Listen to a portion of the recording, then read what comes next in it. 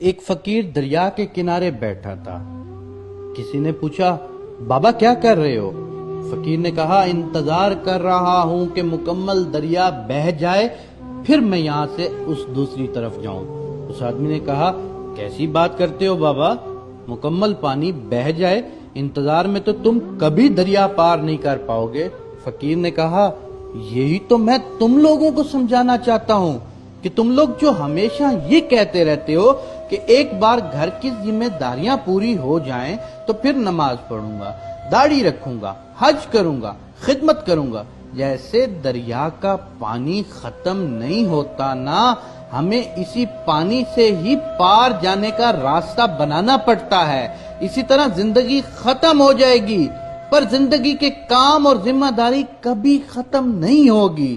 تو ہمیں جو کچھ کرنا ہے، زندگی کے کام کرنے ہیں یا زندگی کے مسائل کو نمٹانا ہے، لیکن اسی مسائل اور کاموں کے درمیان ہمیں اللہ کو بھی راضی کرنا ہے۔ ہمیں اسی مسائل اور کاموں کے دوران اللہ کی عبادت بھی کرنی ہے۔ ہمیں چاہیے کہ جب نماز کا وقت ہو، سارے کاموں کو ایک طرف رکھ کر مسجد کی طرف صحیح کریں۔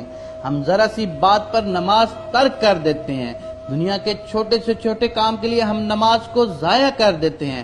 اللہ تعالی ہمیں اس عمل کی توفیق عطا فرمائے جو ہمارے لیے آخرت میں مسرت کا باعث بنے۔ نماز سے یہ مت کہو کہ مجھے کام کرنا ہے، اپنے کام سے کہو کہ مجھے نماز پڑھنی ہے، اور نماز ہمیشہ پہلی فرصت میں پڑھنی چاہیے۔ اول وقت کی نماز ہی اس دنیا کی سب سے اچھی عبادت ہے۔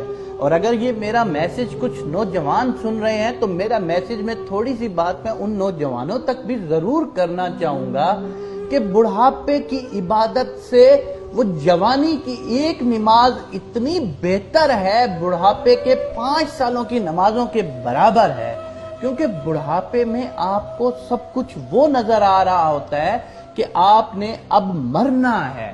بڑھاپے میں آپ کو فیل آ جاتی ہے کہ میں نے اپنی ایوریج زندگی گزار لی ہے، میں 50 سال گزار چکا ہوں، میں 60-70 سال گزار چکا ہوں، کسی بھی لمحے میں مر سکتا ہوں۔ اس لیے بڑھاپے میں جو عبادت کی جاتی ہے اس میں تھوڑا سا مرنے کا ڈر اور خوف آ جاتا ہے۔ انسان کو ویسے تو کچھ بھی نہیں پتا کہ اس نے کس لمحے زندگی ختم ہو جائے گی اس کی، لیکن کہتے ہیں کہ جوانی کی جو عبادت ہے نا، جوان شخص کی جو عبادت ہے، وہ بڑھاپے کی نمازوں سے بہت زیادہ افضل ہے۔